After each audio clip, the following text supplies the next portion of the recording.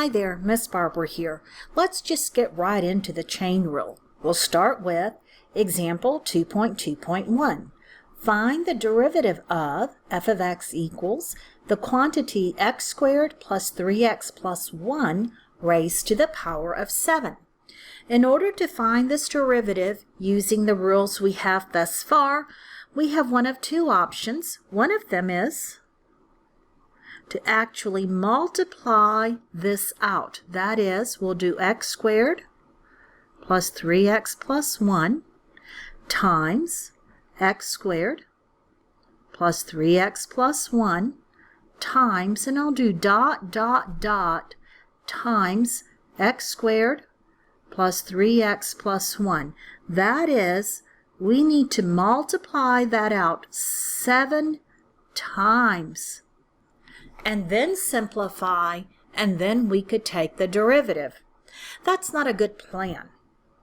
However, the chain rule expands greatly the types of functions we can readily differentiate.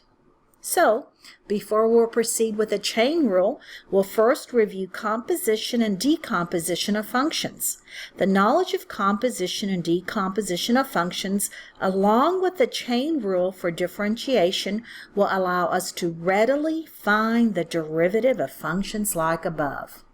Review of function composition and decomposition. Example 2.2.2. For function f of x equals 2x minus 12, function g of x equals x cubed plus 8, and function h of x equals the square root of the quantity x plus 19, find the following. A. F composed with g of x. This is composition, and let's recall that in order to work a composition problem, we write this as f of g of x.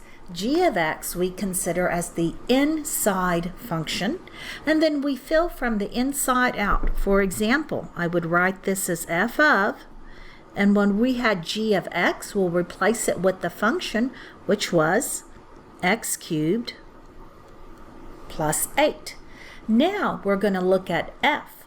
An f function is, we'll continue with, it's 2x minus 12.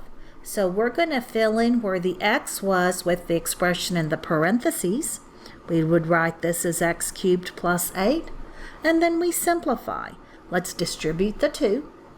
So 2x cubed, that's just 2x cubed, plus 2 times 8 is 16 minus 12. So the composition f composed with g of x is equal to 2x cubed, 16 minus 12 is plus 4.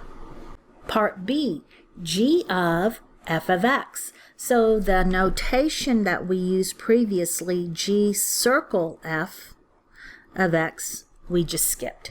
But we'll proceed as before. So we have g of f of x is our inside function, and so where f of x was, we replace with 2x minus 12. Now, let's look at the g of x function, which is x cubed plus 8. I'll write open parentheses to represent the x cubed plus 8. Now, let's put in the expression for x, which we would have as 2x minus 12.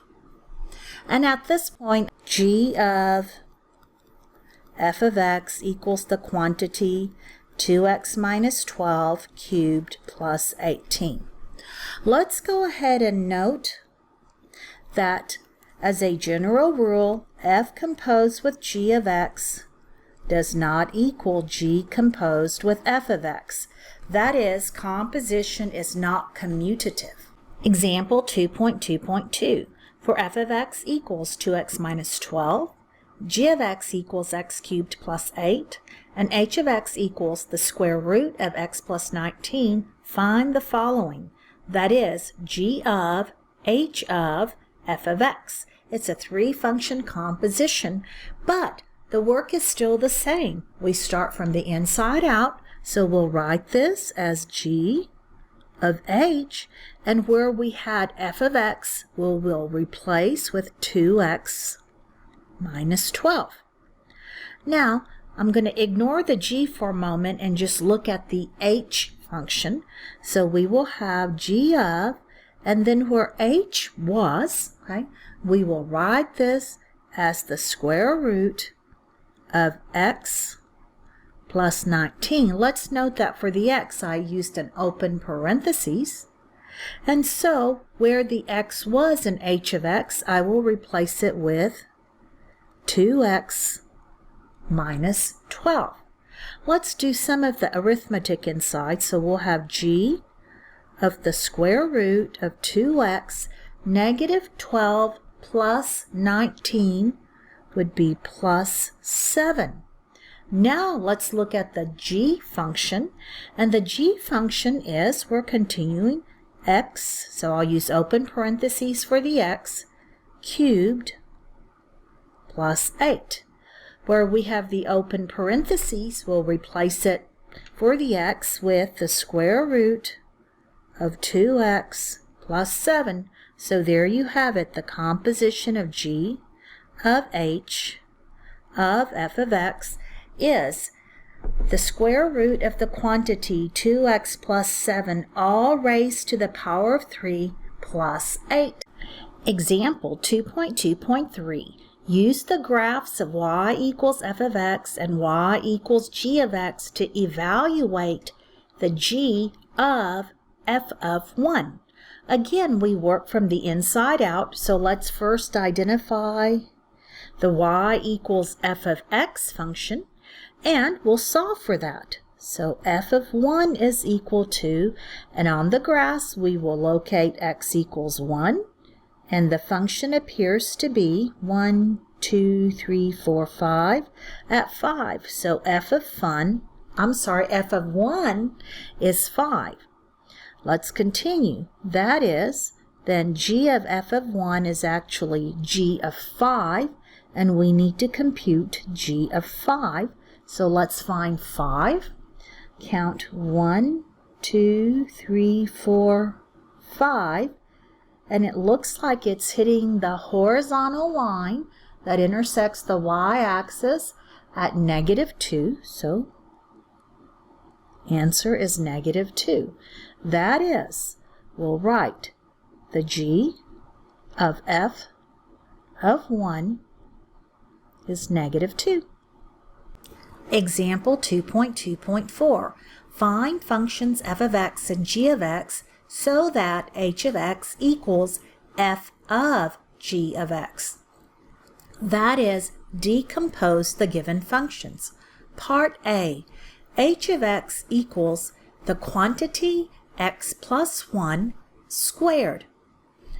To solve this, think of g of x as the inside function. From this thought, we see that g of s could be x plus 1, and if we choose g of x to equal x plus 1, then f of x would be x squared, and we write f of x equals x squared. Now, for decomposition of functions, for the most part, the solution is not unique. We could have also chosen f of x to equal the quantity x minus 1 squared and g of x to equal x plus 2. Check and see.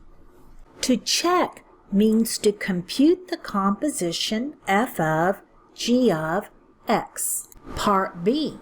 Find functions f of x and g of x so that h of x is equal to f of g of x, where h of x is equal to the quantity 7x plus 2 cubed minus 6 times the quantity 7x plus 2 plus 9. For this composition, g of x is clearly the best choice for the inside function. That is, we choose g of x to equal 7x plus 2. This then would result in the outside function f of x to equal x squared minus 6x plus 9.